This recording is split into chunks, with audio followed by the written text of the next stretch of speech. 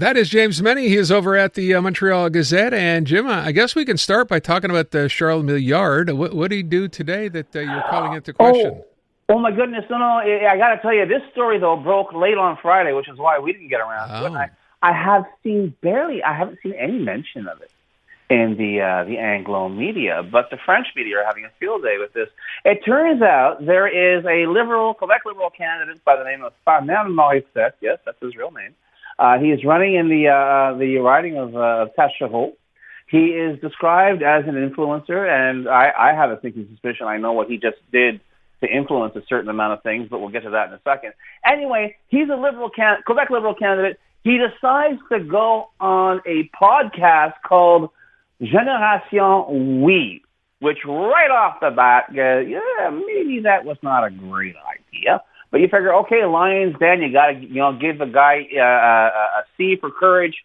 He's going to go in there. He's going to defend, the whole idea that theoretically the Quebec Liberals are the only party that support the federalist systems, that they believe in the Canadian product, and they'll be there until the end. He's talking away, and he says, well, if it happens that Canada flat out rejects our constitutional demands, we shouldn't be shy to hold a referendum. We shouldn't be shy to consider sovereignty. And I'm thinking, well, maybe, no, I don't think so. No, I mean, if you were running for the Coalition Avenir Québec, right? Yeah, I get it, okay? And he even sort of harkens back to the days of Robert Bourassa. And I have said on this show repeatedly, Bourassa was the most pragmatic federalist that, as long as there was something in it for Quebec, okay? Yeah, federalism worked. He was happy as a clam. But I don't ever recall in Bourassa 1.0 or 2.0 when he made his comeback, and I covered virtually every step of that, where he turned around and said, if Ottawa doesn't give us what we want, let's hold a referendum. That never happened. So I'm thinking, I'm looking at the initial story at the top of the story, and I'm going, well, I guess, we're going to be hearing from Charles Milliard saying, oh, we're very, very surprised. It's unfortunate because this is not in keeping with the precepts of the Quebec Liberal Party. And his reaction to this was the Quebec Liberal Party attracts numerous candidates who choose to give their expertise to the service of Quebec. Okay. Farnell is an excellent example. We are a regionalist, nationalist, and federalist party. As for constitutional negotiations, our position is it's unambiguous. The Liberal Party of Quebec is a federalist party.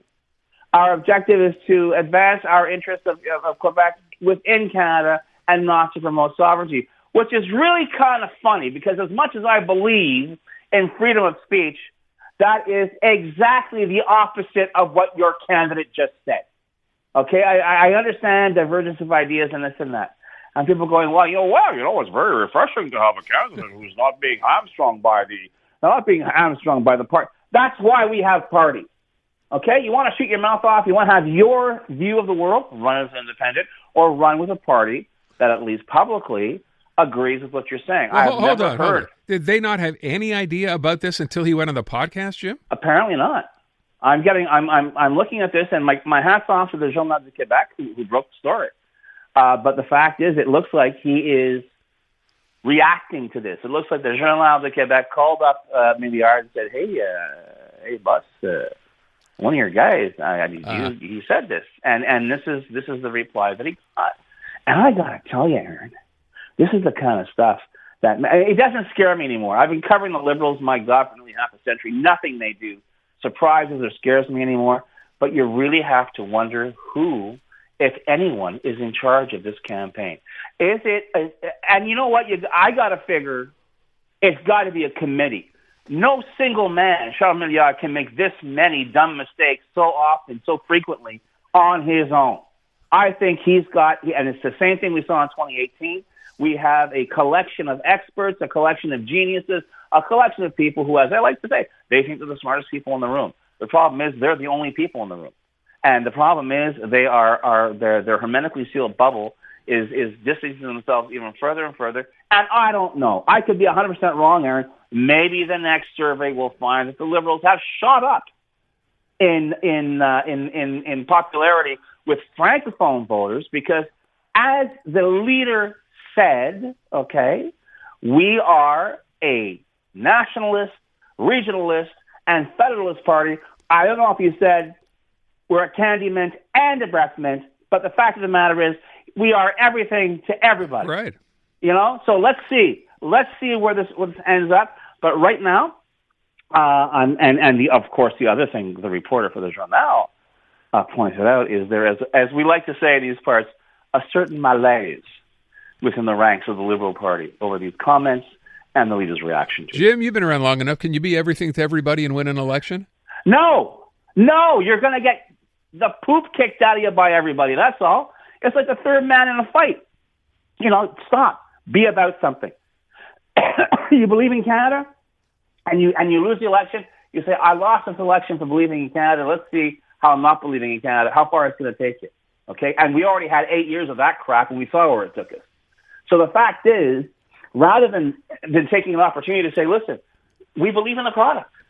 It's like everything that we hear from the Liberals is subject to, subject to some conditions. There might be a string attached. We're not going to just roll over and this and that because, we're a regionalist and nationalist party. Well, good for you. No, it's kind of the same stance on Bill 96 from Milliard, right at the beginning. Yeah, and I got to tell you, I confess my ignorance. I confess my shame. I don't know what that nice Farnell is an influencer about.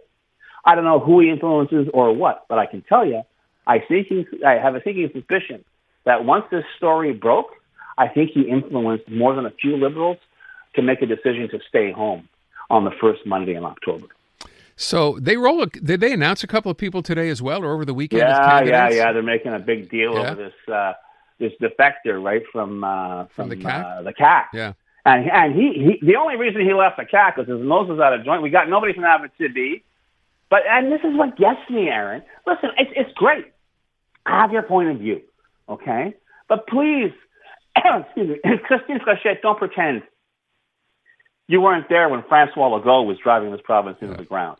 Don't let some recycled cactus turn around and say, oh, well, that's not me. Yeah, it was you. You were there. You had 8 years to turn things around. You didn't. You kept your mouth shut.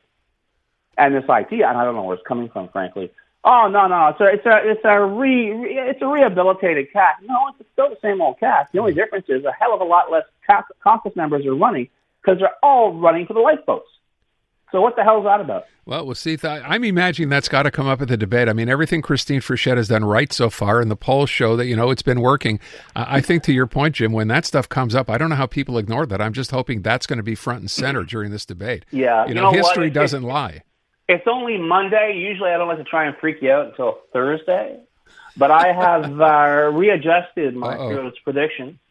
I'm looking right now at a minority PQ government with the CAC as the official opposition. What? And it's going to be a Texas cage match between the Conservatives and the Liberals for third place. Wow. Uh-huh. Jim. Hey, did you check out James' ad? No, but I see you've noted it. What did he do?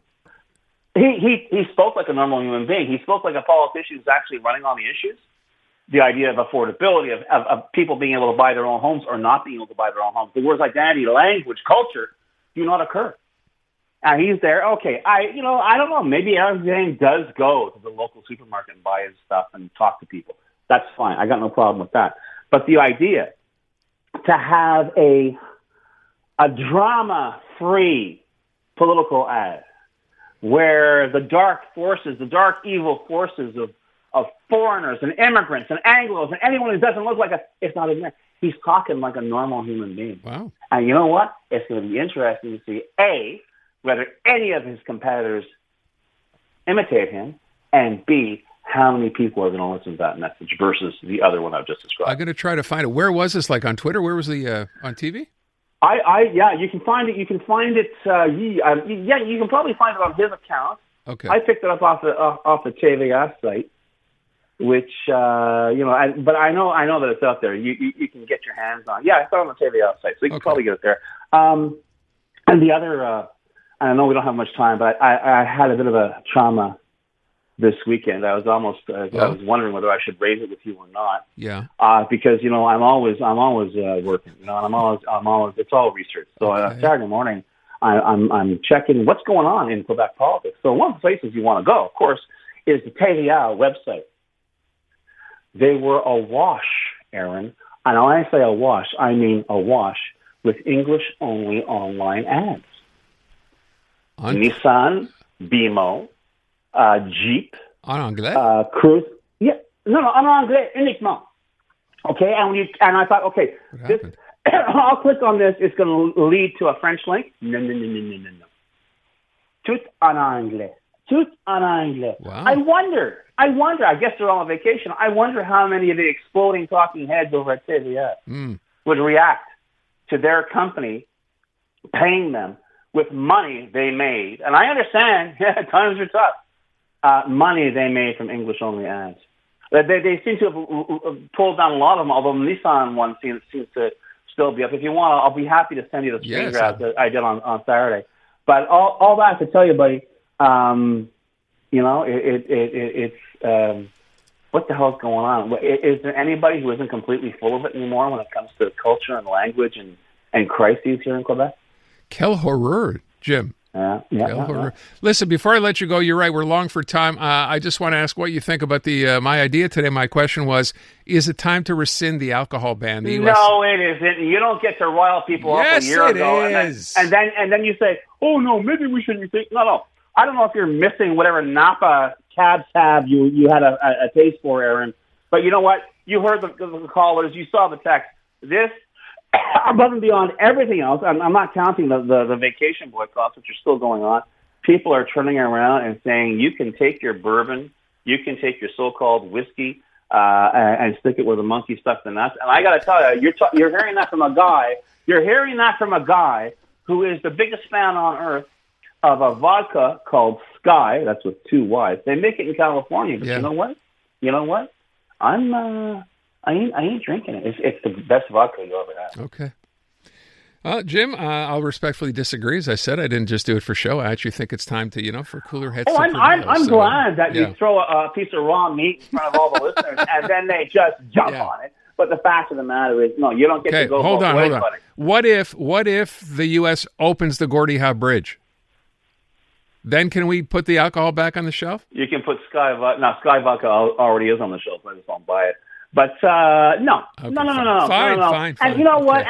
We just heard on the news now. Trump's putting his stink on everything. Now on the World Cup. Yeah. Geez Louise. Come on. Embarrassing. James Mennie, the Montreal Gazette. Thank you, Jim. Canadian women are looking for more out of themselves, their businesses, their elected leaders, and the world around them. And that's why we're thrilled to introduce the Honest Talk podcast. I'm Jennifer Stewart. And I'm Catherine Clark. And in this podcast, we interview Canada's most inspiring women. Entrepreneurs, artists, athletes, politicians, and newsmakers, all at different stages of their journey. So if you're looking to connect, then we hope you'll join us. Listen to the Honest Talk podcast on iHeartRadio or wherever you listen to your podcasts.